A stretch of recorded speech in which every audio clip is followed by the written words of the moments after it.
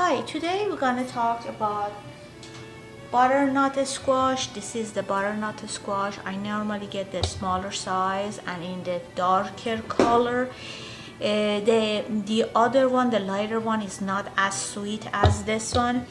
I always cut them on the half in a lengthwise, and I remove the seed and this orange pasty stuff in it. I had another video which I explained about the seeds. Any seeds, it could be watermelon, it could be squash, it could be sunflowers, whatever. When I remove it from the vegetable, I wash it with the cold water and I let it to be dried. You could put it by the sun or someplace on your kitchen, as long as you put them in like a one layer and let it dry out, and then I toast it. You could toast it in the oven or on the stove, on the frying pan. You don't use any oil, and you can toast it as it is, or with the salt, or with spices, or even a lemon juice, which I have a video for it in my YouTube channel. I would put the link under the video. You could see it when you clicked on the video. It says more down there with the recipe. Always, if I want to put the explanation or some sort of the link, I would put it there. So what I'm gonna do with the butternut squash is today I'm gonna roast it on 375 degree Fahrenheit. It takes minimum of 45 minutes, but again, it goes back to the size and weight of your squash. The best way to know if it's cooked, first of all, it would be a golden around it, and then when you poke it with fork, it would go in like the way you test in a potato. Based on that, you would know you should cook it longer or it's finished cooking.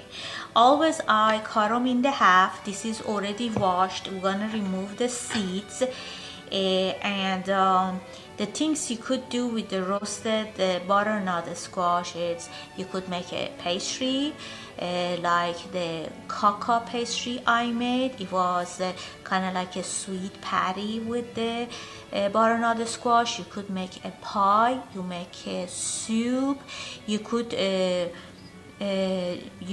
skin it and then chop it in the cube, then roast it with some salt and pepper and oregano, and it would become like a side dish.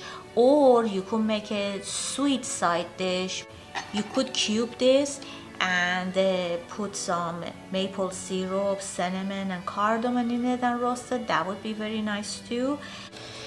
Okay, after I remove the seed, I grab the oven tray. I cover it with the foil so it make it easy for cleaning. And then, because I don't like my food touch the foil, I put the unbleached paper on top of it. I have my butternut squash here, and I'm gonna put them in the oven of 375 degree Fahrenheit to roast. So the bigger they are, it takes longer for them to roast. Another thing about the roasting I like to say is use the unsalted butter and be easy on the regular salt you spray on it, so you would be able to use this for either sweet or savory dishes. But if you think you're gonna have it for sweet dish, right now is a good time. After I am right now brushing it with unsalted butter. After brushing it with butter, you can put some brown sugar on it or maple syrup with a little cinnamon and cardamom and roasting it. I personally roast it as it is, and then I use it in whatever I want. I have a dish in my video, it's called Kaka. It's kind of like sweet patties of butternut squash. I'm gonna put the link there too. On that one, I made the dish when I chop this and I boiled it with the water. And next time I made that dish, I made it with the roasted butternut squash. It tastes so much better.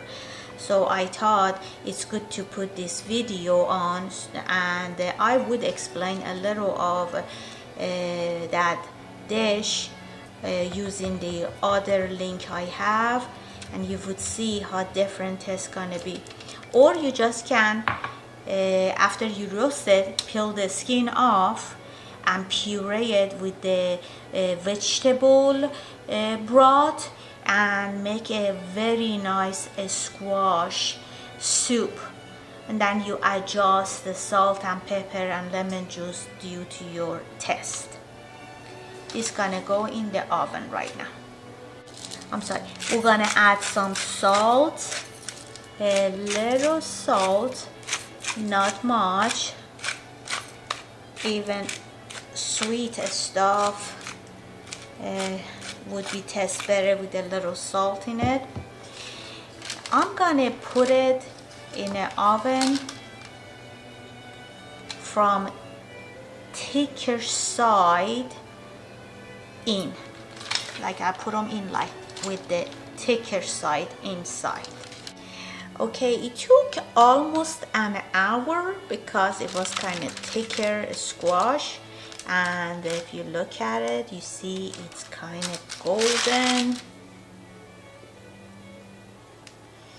and this is how you test it. You see it's cooked, it's soft. Now it's cooled down, and we're gonna peel the skin off.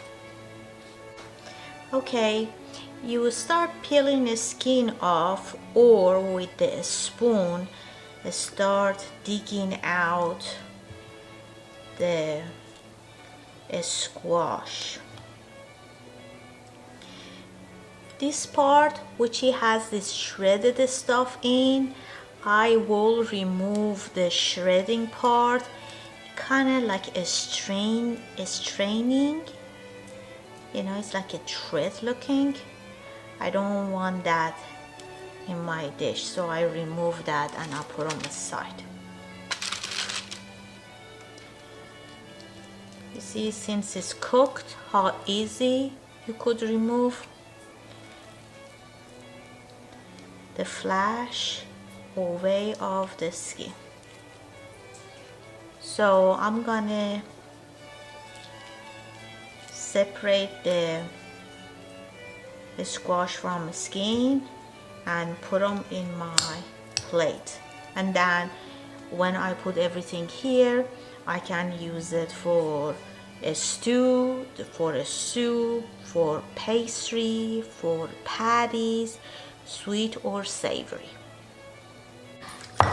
Okay, I skinned it and I separate this center shreddy stuff. It kind of like too fibery.